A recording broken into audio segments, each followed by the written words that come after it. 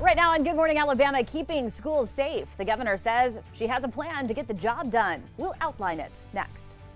I'm just sitting on the porch like I do most every other morning. I just heard a loud bang. 2 people are dead after a train hits a car in Jefferson County. The reason people who live nearby are not surprised by the crash. And it is now confirmed that leaders in Bessemer are working on a deal with Amazon. The incentives being negotiated right now to secure that project. From ABC 3340, this is Good Morning Alabama. Hey, Good Morning Alabama. It is 4:30 on this Thursday morning, and then there were 2. There were 2. Holding down the fort. You know what?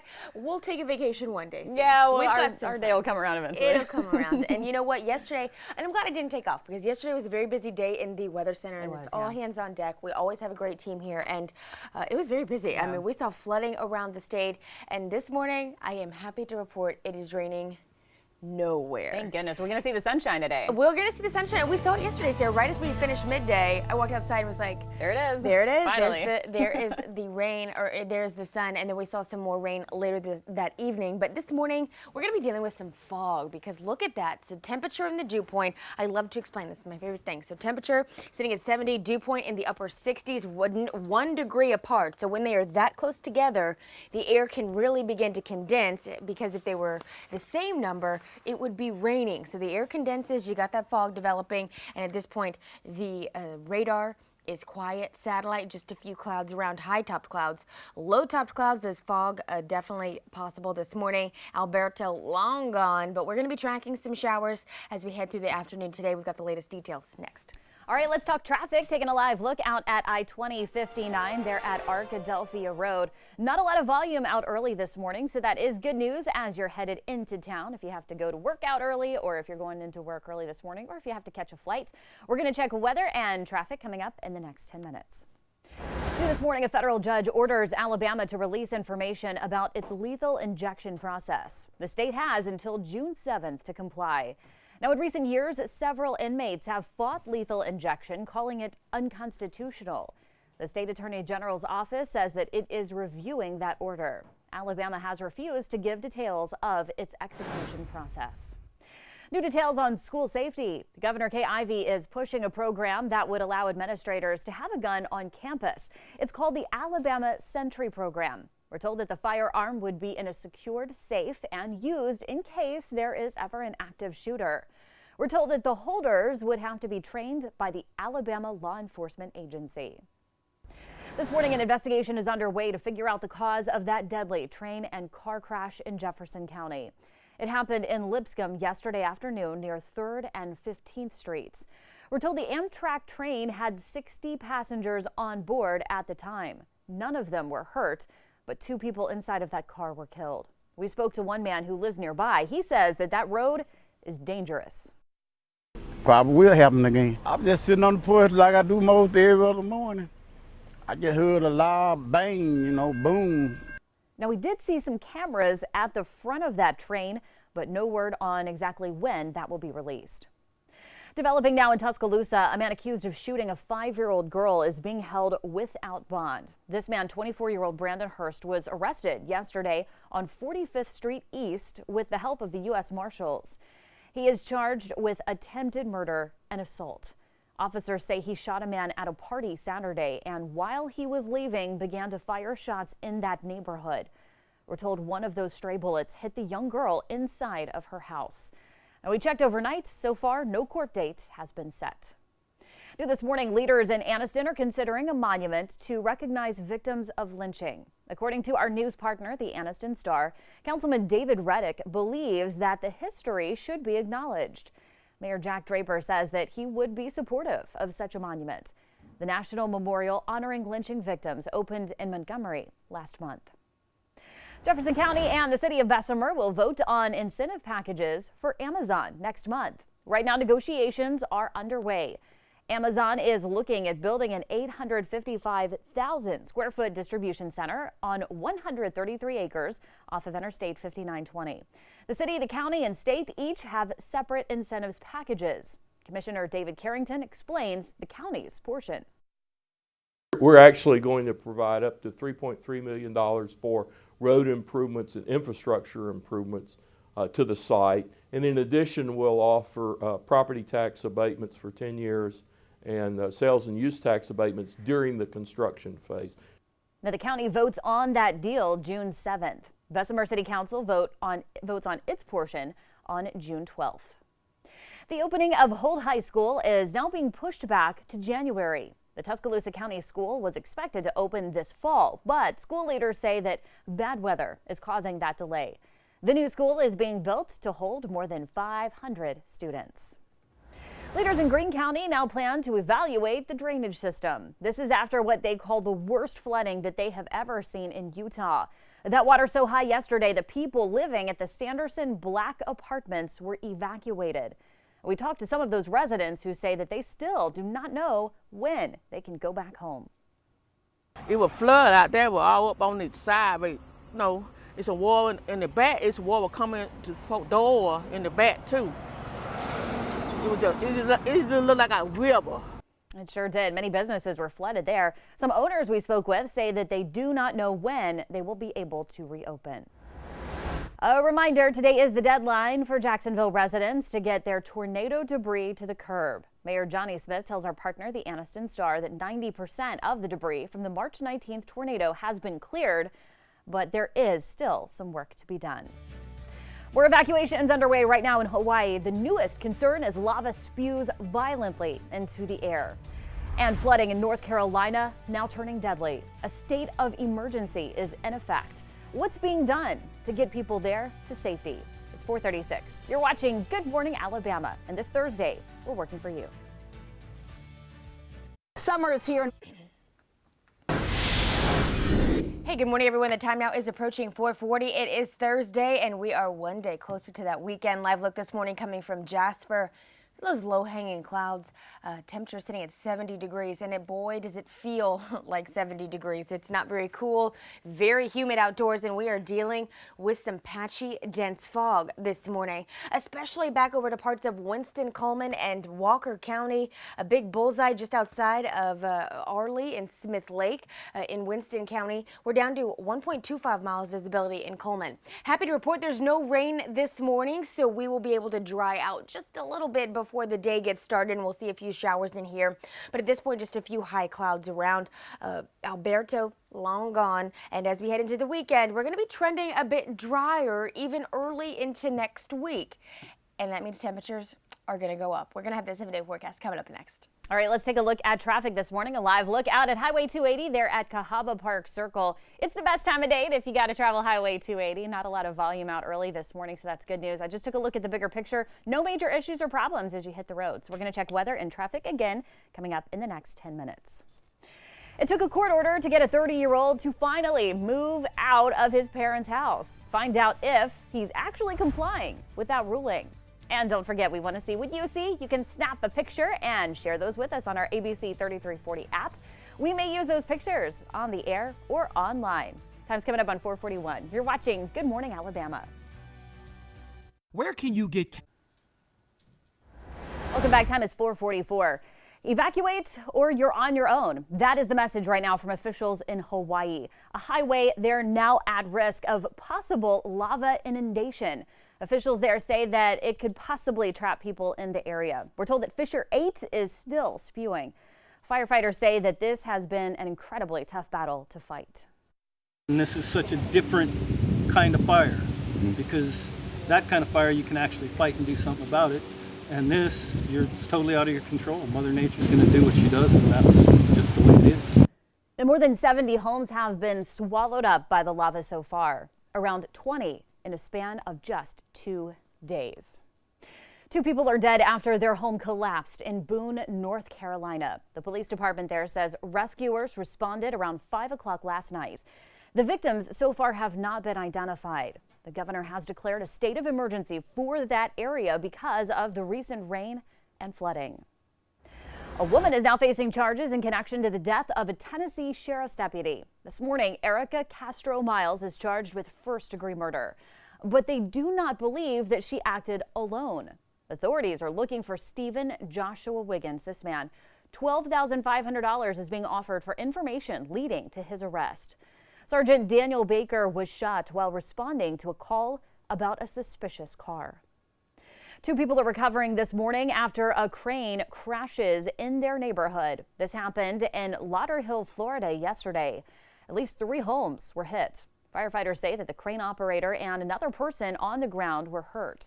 Crews say that that crane was putting up a power pole before it toppled over. Happening today, President Donald Trump will meet with families of the victims of the Santa Fe high school shooting. That meeting is scheduled to take place in Texas. It comes 2 weeks after that Houston area massacre left 10 people dead.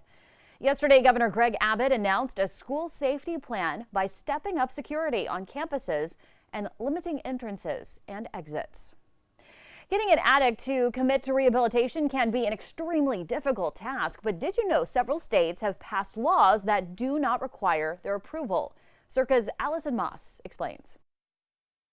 I never thought about being a recovery advocate until Casey died of a heroin overdose in 2002. After Charlotte's son Casey died of a drug overdose, she helped pass Casey's Law in her home state of Kentucky to get addicts into treatment. Casey's Law allows parents, relatives, and/or friends to petition the court on behalf of someone who has a substance use disorder, regardless of age and with no criminal charges. 37 states have similar laws involving involuntarily committing substance abusers, according to a 2016 study by the National Alliance for Model State Drug Laws. Not everyone in the business of recovery agrees a family member should have a role in committing an addict. The same issues that arise with so-called interventions. They tear families apart. They are uniformly destructive. But Dr. Willenbring does believe involuntarily admitting substance abusers can be helpful in certain cases. When, the life is at stake, when people are really and literally going to kill themselves soon if nothing is done. They're going to be dead if somebody doesn't do something to intervene. For Circa, I'm Allison Moss. The 30-year-old man court ordered to move out of his parents' house has started that moving process. Michael Rotondo says that he started moving some of his things out of his parents' New York home. Now, the parents said that they tried to get him out for months, but he would not budge. Last week, a Supreme Court judge ruled that he must vacate the premises before June 1st. Rotondo says that he plans to stay until the very last minute. Time is 4:48. Let's get a check on weather and traffic together every 10 minutes with the meteorologist Megan Thomas. We're just looking for the sunshine today. We will see it eventually today, Sarah. I do think once this fog lifts out of here, we will be dealing with some sunshine today, allowing temperatures to get downright warm and humid. We are going to see dew points also in the upper 60s, which means it's going to be the weather you can wear at least through the weekend before we see a little bit more drier air work its way on in here early next week. Live look this morning coming from our Galleria tower cam. Notice the light shining on those low-hanging clouds. You can see that fog layer. Once we go through this morning, I do think that's going to lift out. Probably 9-10 o'clock this morning, we'll begin to see those clouds break up.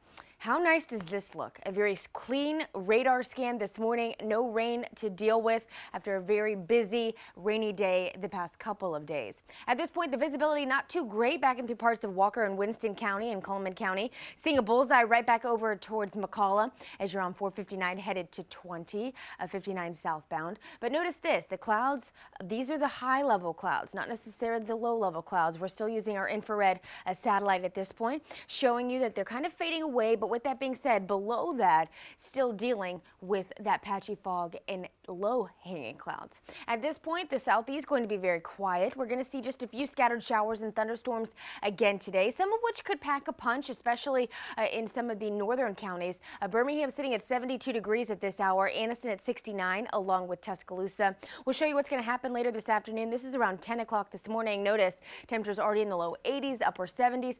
This model not printing on too much of a shower or shower activity later this afternoon, but I do think that we'll see some more rain in here later this afternoon, some of which again could pack a punch. And then as we go through the afternoon on Friday, again, scattered showers. And then if you're headed to Rock the South for Friday night, check this out. We could see just a passing shower or thunderstorm, but I do think that the concert will go on and it shouldn't be a problem. Who doesn't like to have fun in the rain, as long as there's no lightning? Today will be around 89 degrees, a good mix of sun and clouds. Scattered storms expected throughout the afternoon. Overnight tonight falling to about 74 degrees. And then we hit low 90s beginning tomorrow.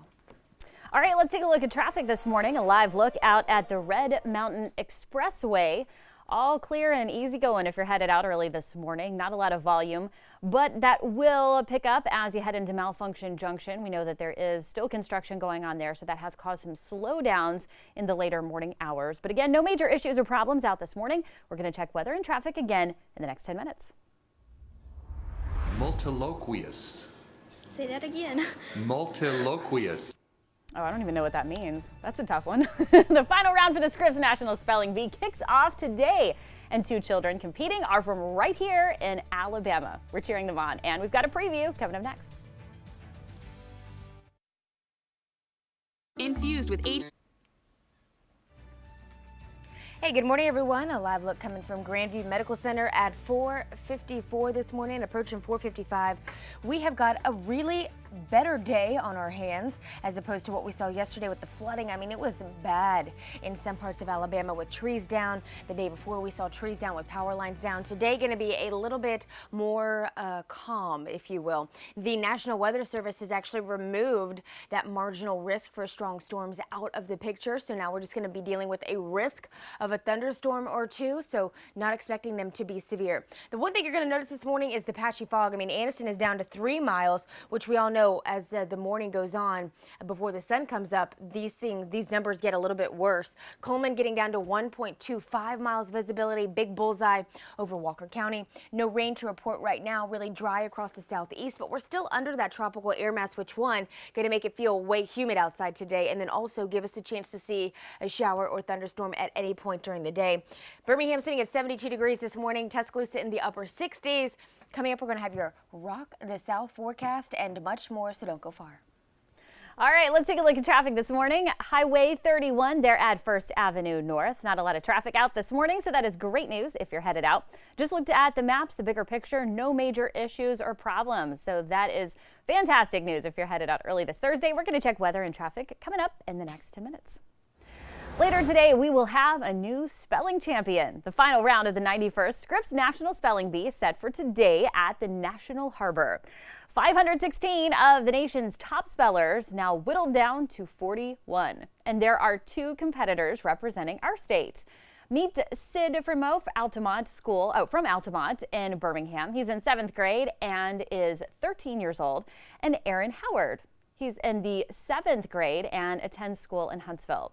Part 1 kicks off this morning, so best of luck to those contestants from Alabama. The 4th straight year, the Cleveland Cavaliers and the Golden State Warriors will compete in the NBA Finals. Game 1 begins tonight in Oakland. You can catch the entire series right here on ABC 3340. Tip-off is at 8 o'clock. Wednesday at the SEC meetings, Gus Malzahn got fired up about a new rule. The rule limits the number of headsets used on the sideline to 20, 15 for coaches, 4 for players, 1 for someone not involved in coaching players. Malzahn says game day communication will be more difficult. No, the 20 headset rule's a joke. There's no doubt about it. I mean, I think, that's got the ability to hurt our game. That's a really big deal. And, that came about just to try to affect the staff size. And that is exactly why Nick Saban hates it. He says it's kind of like mouse manure when you're up to your ears in elephant doo-doo. Look who's back to work. Former Crimson Tider Reuben Foster back with the 49ers at OTAs after a month away dealing with his legal issues. The coaches are letting Foster ease his way back into things, but they expect him back to full speed when training camp starts. 4 inches of rain has fallen on Shoal Creek since Sunday. 2-time U.S. Women's Open champ Inbee Park says it's the wettest conditions she's ever seen at this event. The USGA has never used a lift, clean, and place policy during a championship. And the plan is to play the ball as it lies. And that's not sitting well with some golfers who don't want to hit muddy golf balls.